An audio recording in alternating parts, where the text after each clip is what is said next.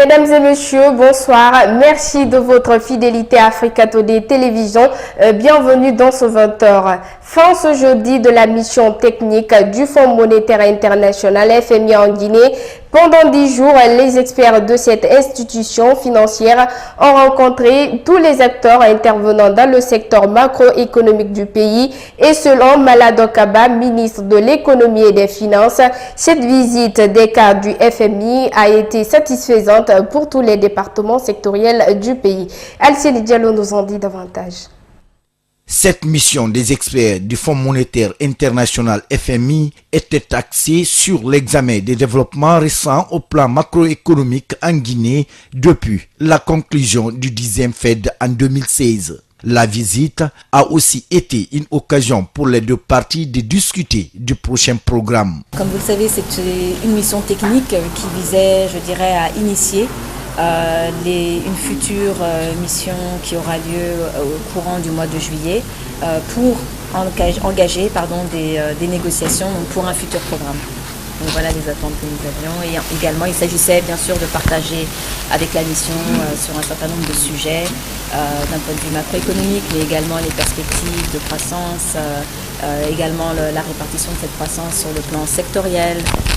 Donc voilà. Avec cette mission qui séjournera de nouveau en Guinée au mois de juillet prochain, il sera question d'examiner avec les autorités guinéennes le plan national de développement économique et social PNDS. Elle s'intéressera également aux perspectives économiques pour une croissance durable. Je crois que le constat de la mission est un constat de poursuite de la part du gouvernement d'une gestion budgétaire maîtrisée, qui est assise bien sûr sur la poursuite de la mobilisation des ressources, mais également le contrôle et la qualification de nos dépenses, et la maîtrise également de notre inflation.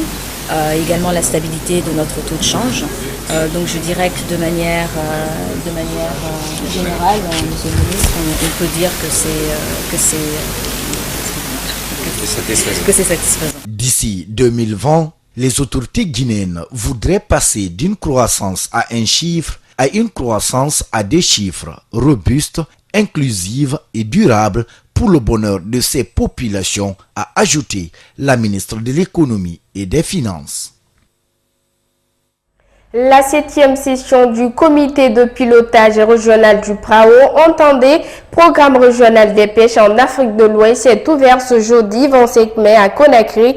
Elle a pour objectif de discuter des défis et perspectives pour la mise en œuvre de la deuxième phase du programme dans les différents pays membres de l'organisation.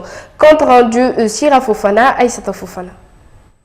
Suite aux résultats obtenus au cours de l'évaluation de la première phase du programme régional des pêches en Afrique de l'Ouest, la Banque mondiale, appui du projet, a décidé de poursuivre la deuxième phase du dit programme. Ce pour permettre aux pays bénéficiaires de mieux gérer leurs ressources halieutiques. Un grand nombre de pays qui passent de la première phase à la deuxième phase. Donc en plus des activités normales du comité de pilotage, il va y avoir une sorte de résumé des leçons apprises de la première phase et essayer de tirer les leçons pour justement que ça puisse guider donc un peu les directions stratégiques pour la deuxième phase. Une rencontre au cours de laquelle les pays membres comme le Ghana, la Guinée-Bissau, le Libéria, la Sierra Leone, la Mauritanie, le Sénégal ou encore le Cap-Vert ont pris part. Et dorénavant, de nouvelles adhésions sont aussi attendues. Beaucoup d'États sont presque en fin de parcours. Il y a 2 États, en somme, la Guinée et la Mauritanie, qui sont rentrés dans le processus l'année dernière. Et l'entrée de la Gambie et de la Côte d'Ivoire est attendue. Pour le ministre de la Pêche, de l'Aquaculture et de l'Économie maritime, ce programme PRAO a été bénéfique pour le pays.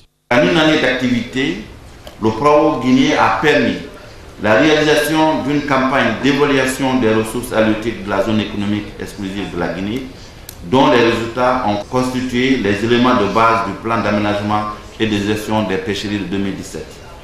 Le recensement du parc piroguier le long du littoral guinéen, nous donnant ainsi des informations sur l'effort de pêche de la pêche artisanale, l'intensification des opérations de surveillance des zones de pêche et la formation de 50 observateurs du Centre national de surveillance des pêches et du Centre national des sciences halieutiques.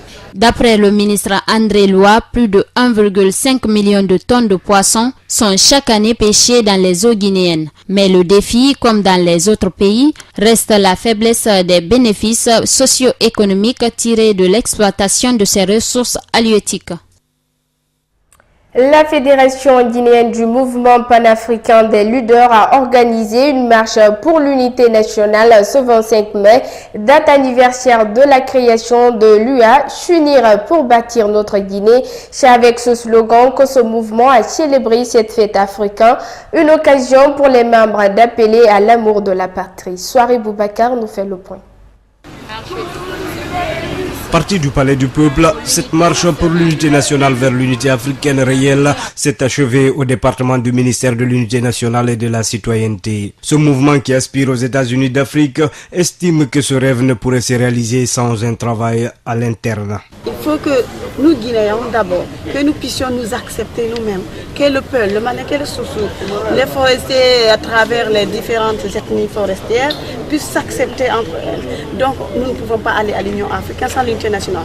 Notre but, c'est d'unir tous les Guinéens sans distinction d'ethnie ni de religion pour le développement, mais aussi afin d'ouvrir une brèche à l'unité africaine. Le mouvement panafricain des leaders de Guinée a aussi saisi l'opportunité pour lancer un appel à l'endroit du peuple de Guinée à dépasser les clivages ethniques afin de regarder vers une même direction, celle de la construction d'une vraie nation. Pour le ministre en charge de la citoyenneté, ce combat est tout d'abord individuel avant d'être collectif. Il faut que tous les Guinéens, où qu'ils se trouvent, expriment au fond de leur cœur cette volonté de vivre avec l'autre qui est à côté, mais aussi de reconnaître à l'autre les mêmes droits et la même justice qui se souhaiterait à lui-même. C'est ça le travail. Donc c'est un travail d'abord moral pour chacun d'entre nous au niveau individuel. Bien entendu, il faut que l'État, qui est le garant de ce cadre réglementaire collectif, fasse aussi son travail pour faire en sorte que les droits et les règles de notre pays soient respectés et que chaque citoyen guinéen puisse jouir pleinement de ses droits,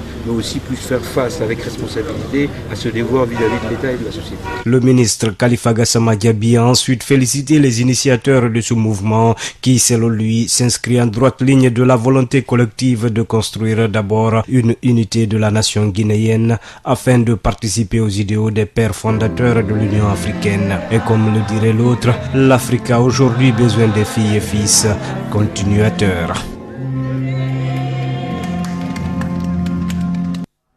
D'un slogan à un autre et d'un itinéraire à un autre, tout pour un même objectif, l'émergence de l'Afrique. De Taouya à Dixine, un autre groupe d'organisation de jeunes a marché pour les États-Unis d'Afrique. Il s'agit de l'association Djoua, le Bayabisme et la Ligue panafricaine qui ont aussi célébré ce 54e anniversaire de l'UOUA à leur manière. Chaloum Kandé était sur leur page, suivez son reportage.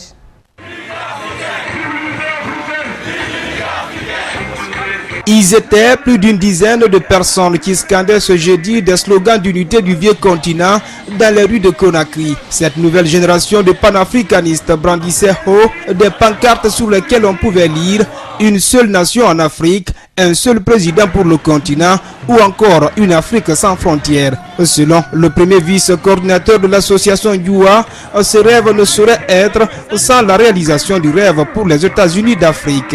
Parce que pour nous, sans l'unité africaine, l'indépendance africaine n'existe pas. Sans l'unité africaine, les Africains seront toujours des colonies de l'Occident. Pour la représentante de la Ligue panafricaine à cette marche de libération, comme ils le disent, il faut d'abord promouvoir l'unité au sein de chaque nation africaine. Donc avant de parler fédéralisme, moi je dirais qu'il faudrait parler nationalisme.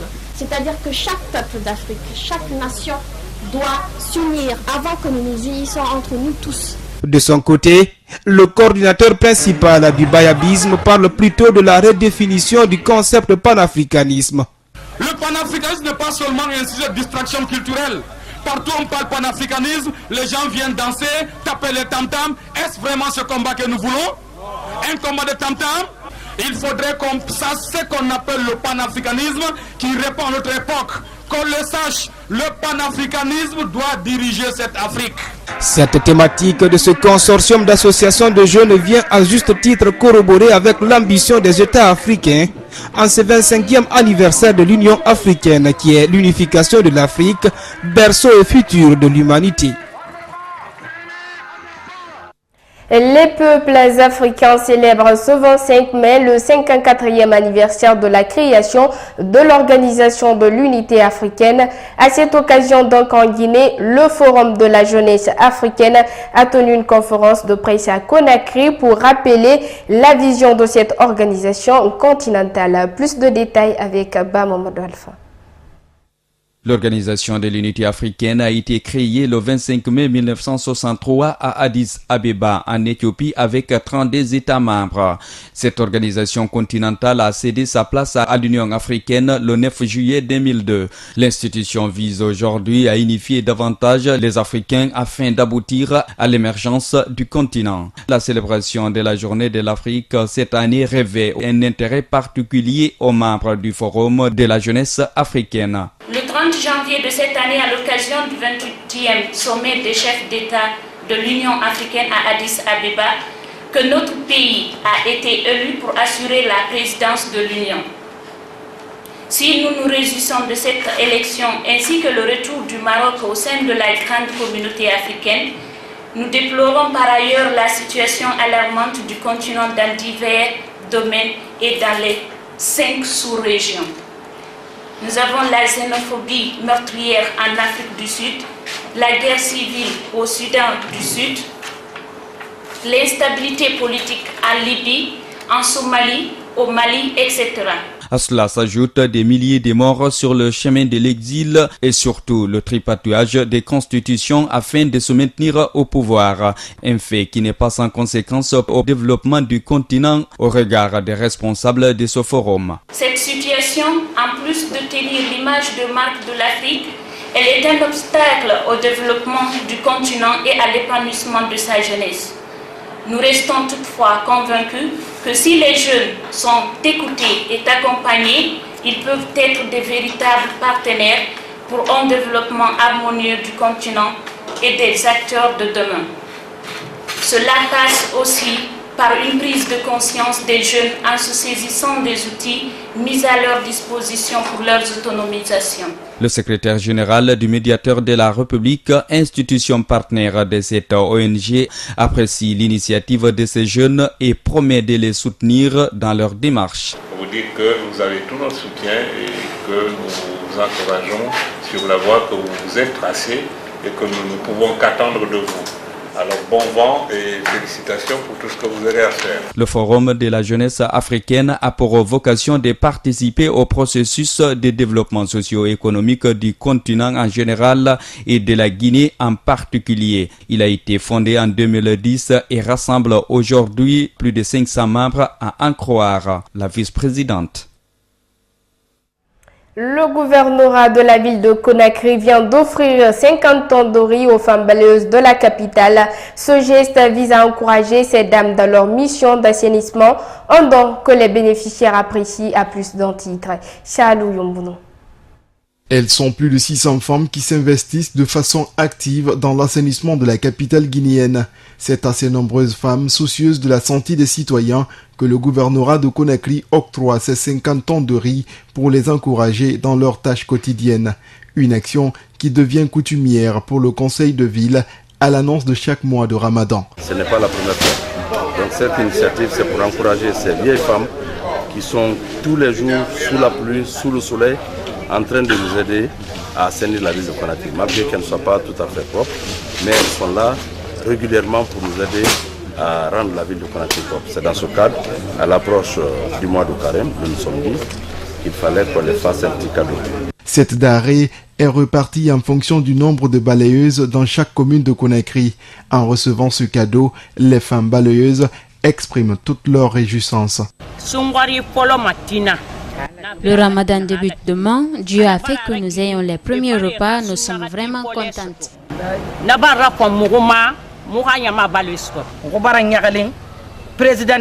Nous sommes contentes du président de la République et du gouverneur. Que Dieu les protège et les aide. Nous rendrons compte aux autres balayeuses. Au dire du gouverneur de Conakry, ce geste est un appui d'un opérateur économique de la place aux efforts de son institution.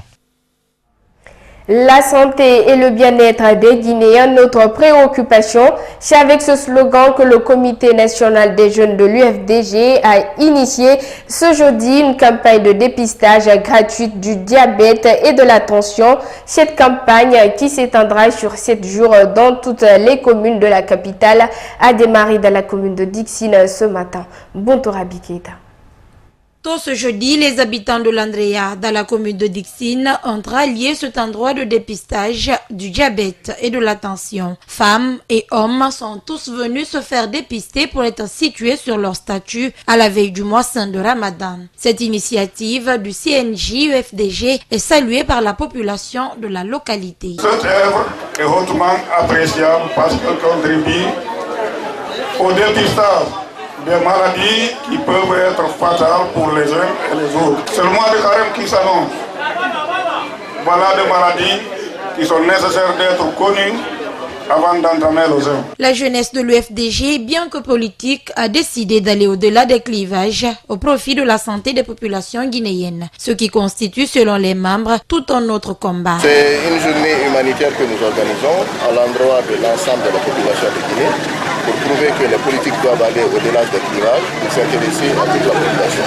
C'est pourquoi nous, UFDG, on ne regarde pas qui est peuple, qui est malinqué, qui est forestier, on ne regarde pas qui est RPG, UFDG, PDN ou un autre parti. Nous regardons qu'est-ce qui rentre dans l'intérêt de la nation. Nous le faisons. Le diabète constitue aujourd'hui un problème de santé majeur dans le monde et particulièrement en Guinée. Une prise de conscience serait donc nécessaire du côté des populations pour éviter le pire, explique un spécialiste. Je solliciterais que chacun puisse s'informer sur les maladies à prise en charge difficile, de s'informer de leur statut sanitaire pour que chacun puisse prévoir l'avenir pour éviter des conséquences graves. Cette opération n'est pas la première action sanitaire du Comité national des jeunes de l'UFDG. Il y a quelques semaines, c'était la sensibilisation sur le VIH-Sida.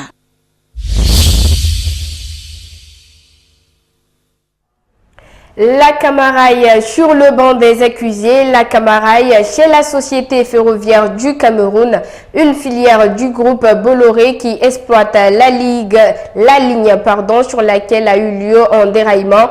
Il avait fait 119 morts en octobre dernier d'après les conclusions de la commission d'enquête gouvernementale. Le train roulait trop vite, les règles de sécurité n'ont pas été respectées. Regardez. C'était un rapport très attendu, plus de 6 mois après le tragique accident des ECA. Mais pour les familles des victimes, il est encore incomplet. Il est bien que le rapport soit enfin rendu public, même si ce rapport comporte des graves lacunes quand même. Par exemple, le rapport ne dit pas combien de morts il y a eu à ECA ou de disparus. On demande à Camaraille de dire au moins où sont les personnes disparues pour qu'on puisse, un, faire leur deuil et deux, établir des actes d'état civil, notamment les actes de décès pour ces personnes-là. Tout ça, c'est pour moi, c'est juste une mascarade. Le 21 octobre dernier, le train 152 qui relie Yaoundé à Douala déraille à hauteur des ECA au Cameroun. L'accident fait officiellement 79 victimes et plus de 600 blessés. Les conclusions de l'enquête, diligentée par les autorités camerounaises, sont accablantes. Le train roulait vite, beaucoup trop vite, 96 km/h, dans une portion limitée à 40. Wagons surchargés, système de freinage défaillant. Au-delà de la vitesse, la liste des anomalies est longue. Le rapport établit clairement la responsabilité de la société ferroviaire Camrail, détenue à 80% par le groupe français Bolloré. Il doit être maintenant remis à la justice alors qu'un premier procès contre les deux sociétés s'est ouvert la semaine dernière à Douala. Le président camerounais Paul Biya a promis des sanctions à l'encontre des responsables. Il a par ailleurs annoncé vouloir dégager 1 milliard de francs CFA pour indemniser les victimes et leurs familles. Scène de chaos, de guerre civile au Brésil, la mobilisation anti-Temer ne faiblit pas. Nouvelle manifestation appelant à la démission d'un président accusé de corruption, un chef d'État qui s'accroche à son siège et qui n'a pas hésité à déployer l'armée des tirs à balles réels au retenti dans les rues de Brasilia. Suivez. Ils s'en prennent au symbole du pouvoir.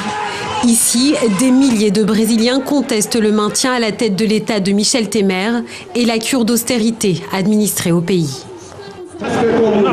Nous sommes contre les réformes des conservateurs, la façon dont le gouvernement veut les effectuer. Nous ne nous battons pour aucun parti ou politicien. Nous sommes contre les réformes du gouvernement et les brutalités policières. Grenades lacrymogènes contre projectiles. Ici, à quelques mètres du ministère de l'Agriculture, des manifestants dénoncent les réformes libérales. Elles comprennent le gel des dépenses publiques durant 20 ans et le recul de l'âge de départ à la retraite. En pleine crise économique, le président Michel Temer demande donc aux Brésiliens de faire des efforts alors même qu'il est plongé dans un scandale de corruption. Très vite, des milliers de manifestants ont tenté de rejoindre le palais présidentiel avant d'être arrêtés par les forces de l'ordre. Le président de la République tient à rappeler que de tels débordements sont inacceptables, que cette perte de contrôle est inacceptable et qu'il ne permettra pas que de tels agissements viennent perturber un processus qui se déroule démocratiquement et en respectant les institutions. Et déjà, les appels à la démission se multiplient. Après la destitution de Dilma Rousseff pour maquillage de comptes publics, le président Temer, éclaboussé par l'affaire Petrobras, pourrait faire face à un éclatement de sa coalition. La sécurité lutte contre le djihadiste chez le plat de résistance du menu de cette réunion spéciale de l'OTAN, justement la première réunion des années Trump lorsqu'il était candidat. Le désormais président américain avait qualifié d'obsolète l'alliance transatlantique, alors comme pour l'amadouer, les 28 pays membres ont décidé de rejoindre la coalition qui lutte contre le groupe État islamique. Regardez. Un siège de l'OTAN flambant neuf, comme un symbole du renouveau de l'Alliance. Donald Trump vient réaffirmer l'engagement américain, lui qui avait ouvertement critiqué l'organisation. Washington va devoir rassurer les alliés, surtout sur ses relations ambiguës avec la Russie. Nous aimerions voir une administration américaine solide et stable avec laquelle nous pouvons travailler. Pour le moment, elle nous donne l'impression d'être engluée dans des affaires russes, l'impression d'être fragile, et ce n'est pas très positif. Ensuite, il sera question du partage des dépenses, le nerf de la guerre. Les 27 pays se sont engagés à augmenter leur budget de défense à hauteur de 2% de leur PIB. Seule une poignée dépasse ce seuil symbolique, une situation intolérable pour Donald Trump. Il veut vraiment convaincre les membres de l'OTAN de s'investir plus et d'assumer leurs engagements pour partager ce fardeau budgétaire. Je pense que vous pouvez vous attendre à voir un président très ferme. Enfin, l'Alliance se dit prête à en faire davantage dans la lutte contre le terrorisme. Après plus d'un an d'hésitation, la décision de participer à la coalition anti-État islamique devrait être entérinée. De nombreux alliés aimeraient que l'OTAN devienne un membre à part entière de la coalition anti-EI. À la lumière de l'attaque de Manchester, je pense qu'il est important de donner une image d'unité et que nous restons solidaires dans la lutte contre le terrorisme. L'organisation ne devrait pas prendre part directement au combat, peut-être un peu traumatisée par la mauvaise image qu'elle a laissée depuis les frappes aériennes menées en 2011 en Libye. De l'actualité encore, au grand mot, les grands remèdes chez le credo de Rodrigo Duterte et cette fois, le président des Philippines vise les djihadistes après de violents affrontements dans le sud du pays entre forces gouvernementales et partisans du groupe État islamique. Le chef de l'État a imposé une loi invincible qu'il menace d'étendre sur tout l'archipel. Regardez. Les rues de Marawi, quasi désertes ce jeudi, à l'exception de quelques habitants qui s'aventurent dehors pour fuir malgré les échanges de tirs et les bombardements de l'armée philippine. À quelques rues de là, les soldats occupent les zones où sont retranchés des dizaines de combattants islamistes et leurs otages. Depuis mardi, cette ville à majorité musulmane au sud de l'archipel des Philippines est en proie à de violents combats entre soldats philippins et un groupe lié à l'État islamique. Ce dernier occupe plusieurs bâtiments de la ville. Certains des habitants se sont réfugiés dans des abris de fortune et attendent désespérément les secours. Nous avons besoin d'aide, il faut qu'on nous sorte de là. On a l'impression de devenir fous. Une dizaine de soldats et de civils ont été tués. Le président Duterte a déclaré mardi la loi martiale sur l'île de Mindanao, théâtre des combats. L'extrême sud des Philippines est depuis les années 90 le quartier général de plusieurs groupes criminels se réclamant de l'islam radical, dont Abu Sayyaf le plus célèbre d'entre eux, mais aussi le groupe Maoté, fondé il y a à peine 4 ans, responsable de la terreur qui règne aujourd'hui à Marawi. Depuis son arrivée au pouvoir, le président Duterte a ordonné leur élimination. Les combats qui se déroulent en ce moment même seraient la suite d'un raid de l'armée visant le groupe Maoté. Le gouvernement prétend que le chef d'Abu Sayyaf, qui tente de rapprocher les deux entités rebelles, serait également caché à Marawi. Une minute de silence et d'émotion ici à Manchester, mais également dans tout le Royaume-Uni. Le temps s'est figé pendant une minute, un pays entier au diapason, tout en recueillement pour rendre hommage aux victimes de l'attentat lundi soir. 22 morts, une soixantaine de blessés touchés par l'attaque suicide qui s'est produite à la fin du concert d'Ariana Grande. Des victimes pour qui la reine d'Élisabeth a eu plus qu'une pensée. La souveraine s'est enfin rendue au chevet des blessés. Tout à l'heure, l'enquête, elle va montrer 2 hommes interpellés, une femme libérée, au total 8 gardes à vue et des investigations sur un possible réseau autour de Salma Abedi, le kamikaze. Regardez. Sur ces images de vidéosurveillance diffusées par la presse britannique, la silhouette d'un homme sac sur le dos. Il s'agirait de Salman Abedi, le kamikaze de Manchester, filmé dans un centre commercial de la ville 3 jours avant l'attentat. Sa bombe était puissante et sophistiquée. Sur ces photos de police diffusées par le New York Times, des morceaux de sac à dos qui contenaient la bombe. Cet objet métallique, sans doute un détonateur, des vis et des écrous destinés à faire un maximum de dégâts. Pour les enquêteurs britanniques, l'attaque a été préparée par un réseau organisé. Ce matin, 2 personnes ont été arrêtées autour de Manchester. Au total, 8 suspects sont en garde à vue. Arrestation en Angleterre, mais aussi en Libye, dans la famille de Salman Abedi. Son père a été interpellé hier. Quelques heures plus tôt, il racontait avoir eu son fils au téléphone 5 jours avant l'attentat. Il n'y avait rien d'anormal, tout était comme d'habitude. Salman n'appartenait pas à une organisation, il ne faisait partie d'aucun groupe. Il n'y avait rien de caché.